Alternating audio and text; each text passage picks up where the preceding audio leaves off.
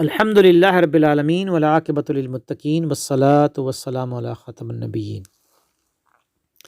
سورۃ البقرہ کی اسٹڈی پیش کی جا رہی ہے اور یہ دو حصوں پہ مشتمل ہے۔ پہلا حصہ ہے سورۃ البقرہ کا بیک گراؤنڈ اور اس کا پس منظر، اور دوسرے حصے میں سورۃ البقرہ میں جو اہم ترین مضامین آئے ہیں ان کی سمری یا خلاصہ پیش کیا جائے گا۔ سورۃ البقرہ کا جو بیک گراؤنڈ ہے اس کو سمجھنے کے لیے ہمیں یہ سمجھنا پڑے گا کہ قرآن مجید کے جو 20 پارے ہیں تقریباً وہ مکے میں نازل ہو چکے ہیں اس سے پہلے، اور وہ مکی قرآن ہے جو اس سے زیادہ صورتیں جو کہ سورہ قتال یا سورہ محمد صلی اللہ علیہ وسلم جو کہ 26ویں پارے میں ہے، وہ سورت 20 سے پہلے سورۃ البقرہ سے پہلے نازل ہو چکی تھی،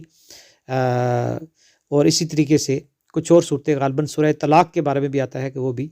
نازل ہو چکی تھی۔ لیکن یہ ہے کہ یہ سورۃ البقرہ جو ہے نا وہ مدینے میں پہلی صورت ہے جو نازل ہوئی، اور اس کے پس منظر میں ہمیں یہ سمجھنا چاہیے کہ مکہ المکرمہ میں ایک ہی کمیونٹی تھی، یعنی مشرکین مکہ تھے اور ایک ہی خاندان تھا قریش، اور ان کے لیے جو مکی قرآن ہے وہ اس میں ان کے ساتھ ڈسکشن زیادہ تر کی گئی، اور اشاروں کنایوں میں جو ہے وہاں بنی اسرائیل اور یہود اور عیسائیوں سے بھی بات کی گئی۔ لیکن مدینہ المنورہ جو تھا یہ ایک ایسی جگہ تھی کہ جہاں مختلف ملٹی کمیونٹیز رہتی تھی، مختلف طرح کے گروپس رہتے تھے، اور اس میں خاص طور پر جو پہلا جو بڑا گروپ ہے وہ ہے انصار مدینہ کا۔ انصار مدینہ جنہوں نے نبی اکرم صلی اللہ علیہ وسلم کے ہاتھ پہ بیعت کی تھی اور آپ کو دعوت دی تھی مدینہ آنے کی، تو یہ اصل میں ان کے دو بڑے قبیلے تھے۔ پہلا قبیلہ خزرج تھا جس کے 10 خاندان تھے،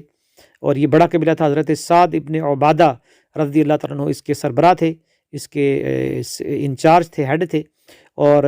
دوسرا تھا اوس، قبیلہ اوس، جس کے انچارج حضرت سعد ابن معاذ رضی اللہ تعالیٰ عنہ تھے، اور یہ چھوٹا قبیلہ تھا، اس کے صرف 2 خاندان تھے، یعنی 12 خاندانوں کے اوپر مشتمل چھوٹے قبائل جو آگے ہیں سب جو فیملیز ہیں ان کے اوپر مشتمل تھا یہ، اور اس میں 2 بڑے قبیلے تھے۔ تو یہ زیادہ تر پہلے تو مشرکین تھے، لیکن ظاہر ہے کہ جب نبی اکرم صلی اللہ علیہ وسلم نے دعوت دی تو انہوں نے شرک چھوڑ کر اسلام کو قبول کر لیا۔ وہاں پہ جو سٹیک ہولڈرز تھے مدینہ المنورہ میں، اس میں ایک بڑا گروپ تھا یہودیوں کا، اور ان کے 3 بڑے قبیلے تھے، اور یہ کئی ہزار کے اوپر مشتمل ان کی آبادی تھی، یعنی چند ہزار کے قریب ان کی آبادی تھی، اور جس میں بنو قینقاع تھے۔ یہ جو قبیلہ تھا یہ بالکل بہت امیر قبیلہ تھا، سونے کا بزنس ان کے قبضے میں تھا۔ اسی طرح بنو قریظہ اور بنو نذیر یہ ظروف سازی اور برتن سازی اور اسی طریقے سے جو لوہار کا کام ہے، ویپن ہتھیار یہ لوگ بناتے تھے۔ تو یہ بڑے طاقتور قبیلے تھے۔ یہ تو ایک تو مالی طور پر چونکہ ان کا بزنس کے اوپر بڑا ان کا گرفت تھی، اور جو سود کے اوپر بھی یہ پیسہ دیتے تھے، اور اس کے علاوہ مذہبی اجارہ داری بھی ان کی تھی، اس لیے کہ یہ دونوں جو قبیلے تھے یہ یہودیوں کے بیسیکلی ان کا یہ تھا کہ ان کے پاس تورات موجود تھی، اور یہ ایک لحاظ سے صاحب وحی اور ریولیشن ان کے پاس موجود تھی، لیکن ان کی کیفیت یہ ہو گئی تھی کہ یوں سمجھ لیں کہ آج جو مسلمانوں کی حالت ہے اصل میں اس طرح یہ، اور یہ اللہ تعالیٰ کی شریعت اور احکامات کو اور اللہ تعالیٰ کی کتاب کو انہوں نے پس پش ڈال دیا تھا، اور ان کی جو تاریخ ہے پوری جو بنی اسرائیل کی، اس کو سمجھنا چاہیے یہاں آج کی گفتگو میں۔ سورۃ البقرہ کو سمجھنے کے لیے بہت ضروری ہے، اور وہ اس لیے کہ اللہ سبحانہ وتعالیٰ نے حضرت نوح علیہ السلام کے بعد ان کے 3 بیٹوں سے نسل انسانی کو چلایا، اور اس کے بعد پھر حضرت ابراہیم علیہ السلام کے بعد جتنے بھی نبی اور پیغمبر آئے وہ حضرت ابراہیم علیہ السلام کی نسل سے آئے۔ تو جو یہودی اور عیسائی ہیں ان کا تعلق حضرت ابراہیم علیہ السلام کے ساتھ جا کر جیسے ملتا ہے، اس کو ہمیں سمجھنے کی ضرورت ہے، چونکہ یہ آگے جو خاص طور پر سورہ آل عمران وغیرہ کو، اور یہ جو پہلا چیپٹر ہے قرآن مجید کا یا پہلی 10 صورتیں، ان کو سمجھنے کے لیے یہ پورا پس منظر سمجھنا بہت ضروری ہے۔ تو اس میں یہ ہے کہ حضرت ابراہیم علیہ السلام کے بیٹے تھے حضرت اسحاق علیہ السلام، جو ان کے چھوٹے بیٹے تھے، اور حضرت اسحاق علیہ السلام کے بیٹے تھے حضرت یعقوب علیہ السلام، اور انہی کا لقب تھا بنی اسرائیل، اور یہ فلسطین میں تھے، وہاں پہ حضرت اسحاق علیہ السلام کے ہاں یہ پیدا ہوئے، اور پھر انہی کے آگے 12 بیٹے تھے جن سے بنی اسرائیل کے 12 قبیلے بنے، اور سورہ یوسف میں اس کی ڈیٹیل جو ہے وہ ہمیں ملتی ہے۔ اور اس کے بعد پھر ہمیں یہ بات واضح ہوتی ہے ہمارے سامنے کہ ان کے اندر بعد میں پھر حضرت موسیٰ علیہ السلام آئے، اور انہی کو تورات دی گئی، اور گویا کہ انہیں اللہ تعالیٰ کا قانون یا لا، یہ وہ جو مارل لاز تھے اپنے ابتدائی شکل میں ان کو دیے گئے، 10 کمانڈمنٹس ان کو کہا جاتا ہے، جو کہ تورات کے اندر موجود ہیں۔ تو یہ دراصل اللہ کی کتاب کے حامل تھے، اس لیے مدینہ المنورہ میں ان کا جو مذہبی سکہ تھا اور اجارہ داری تھی وہ بھی قائم تھی۔ کوئی جھاڑ پھونک کروانی ہو، کوئی مذہبی مسئلہ پوچھنا ہو، تو جو مشرکین عرب تھے وہ ان سے دبتے بھی تھے ان کے نالج کی وجہ سے، اور ظاہر ہے کہ ان کی مالی حیثیت بھی سٹرانگ تھی، اور ان کے پاس افراد کی تعداد بھی کافی تھی۔ یہ بڑے بڑے قلعے یہ بناتے تھے، اور ان قلعوں کے اندر یہ رہتے تھے، پوری جو قبیلہ تھا وہ ایک قلعے کے اندر رہتا تھا۔ تو اس کے علاوہ یہ ہے کہ ایک خاص بات اس حوالے سے میں یہ یاد رکھنی چاہیے کہ انہوں نے دراصل یہ ان کا جو جرم یہ تھا کہ انہوں نے اللہ کی کتاب کو پس پش ڈال دیا تھا، اور اللہ کے ساتھ کیے ہوئے عہد کو توڑ دیا تھا، اور یہ دنیا پرستی اور مفاد پرستی میں آگے تھے۔ حالانکہ نبی اکرم صلی اللہ علیہ وسلم کے بارے میں واضح پیشن گوئیاں ان کی کتابوں کے اندر موجود تھی، اور یہ خود سورۃ البقرہ کے اندر یہ موجود ہے کہ وَكَانَ يَسْتَفْتِحُونَ عَلَى الَّذِينَ كَفَرُوا مِن قَبْلُ، کہ یہ نبی اکرم صلی اللہ علیہ وسلم کے آنے سے پہلے کافروں کے مقابلے میں یہ فتح کی جو ہے نا وہ امید رکھا کرتے تھے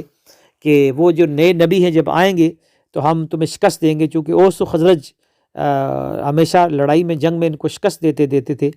تو یہ یہودی قبیلے یہ کہتے تھے کہ جب وہ نئے نبی آئیں گے تو وہ چونکہ بنی اسرائیل میں سے آئیں گے تو ہم جو ہے نا وہ ان کے ساتھ مل کر تمہیں شکست دیں گے۔ لیکن ایک عجیب تاریخ کا ایک عجیب واقعہ ہے اور ایک حیرت انگیز باب ہے یہ، کہ جب نبی اکرم صلی اللہ علیہ وسلم تشریف لائے اور بالکل یعرفونہ کما یعرفون ابناہم، اللہ تعالیٰ نے قرآن مجید میں کہا ہے کہ یہ ان نبی کو ایسے پہچانتے ہیں جیسے اپنے بیٹوں کو پہچانتے ہیں۔ ظاہر ہے کہ اگر کوئی ہمارا بیٹا ہو اور وہ 100 بندوں یا 1000 بندوں کے مجمع میں ہو تو ہم بڑی آسانی سے اس کو پہچان لیں گے۔ تو انہوں نے پہچان لیا نبی اکرم صلی اللہ علیہ وسلم کو، لیکن ضد کی وجہ سے، تعصب کی وجہ سے، ہٹ درمی کی وجہ سے انہوں نے اپنی جو ان کی مذہبی دکان تھی، اجارہ داری تھی، بزنس انہوں نے بنا لیا تھا دین کو۔ یشترون بآیات اللہ ثمنا قلیلا، اللہ کے آیات کو تھوڑی قیمت پہ فروخت کرتے تھے۔ اور اسی طریقے سے یہ جو ہے نا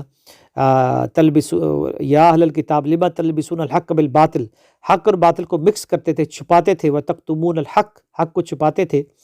تو یہ ان کے جرائم تھے جس کی وجہ سے اللہ تعالیٰ نے ان پہ ذلت اور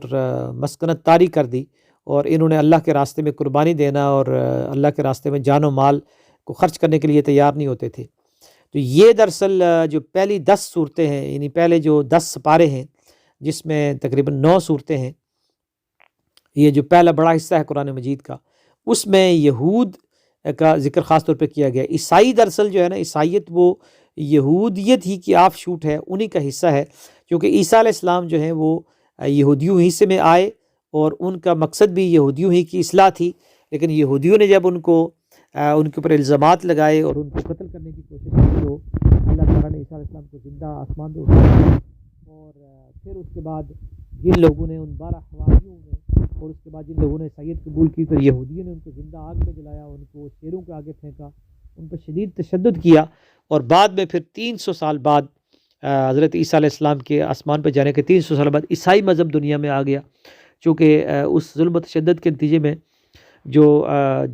حواری تھے اور جو آگے ان کی تعلیمات تھی وہ پھیلتی چلی گئی، اور 312 عیسوی میں کانسٹنٹائن دی گریٹ، جو قسطنطنیہ یا استنبول کا بادشاہ تھا رومن امپائر کا، اس نے جو ہے وہ عیسائیت قبول کر لی، اور پھر دنیا میں عیسائیت کو غلبہ حاصل ہوا۔ تو یہ وہ پس منظر ہے جس میں دراصل سورۃ البقرہ، سورہ آل عمران، سورہ نساء، سورہ المائدہ، اسی طرح سورہ انعام، سورہ الاعراف میں تو مشرکین کا ذکر زیادہ ہے، لیکن پھر سورہ توبہ میں خاص طور پر پھر جو ہے نا وہ یہود و نصارہ کا ذکر پھر آتا ہے۔ تو اس پس منظر میں ہمیں یہ دیکھنا چاہیے خصوصاً سورۃ البقرہ کو،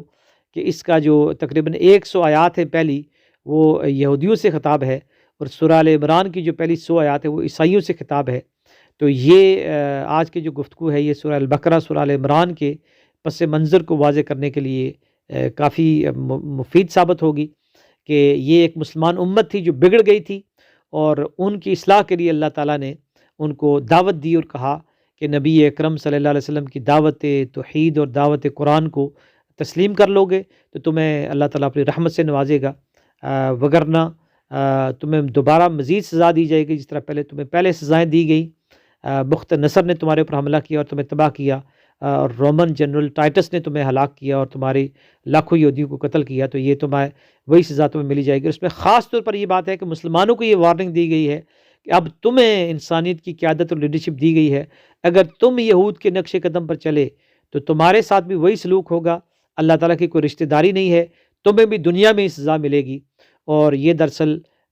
یہی اللہ تعالیٰ کا قانون ہے، یہ ایک مورل لا ہے کہ جس کا شکار آج مسلمان ہیں کہ ہم نے بھی اللہ تعالیٰ کے ساتھ کیے ہوئے عہد کو پس سے پشت ڈال دیا، اللہ کی کتاب کو اپنے پیٹھ کے پیچھے پھینک دیا، اس کے نتیجے میں آج ہمارے اوپر بھی ذلت اور مسکنت اور خواری اور ہیمیلیشن ہمارے اوپر طاری کر دی گئی ہے۔ اللہ تعالیٰ سے دعا ہے کہ وہ ہمیں قرآن حکیم کو سمجھنے، اس کے مطابق عمل کرنے اور اپنی آخرت کی فکر کرنے کی توفیق عطا فرمائے۔ وآخر الدعوانا الحمدللہ۔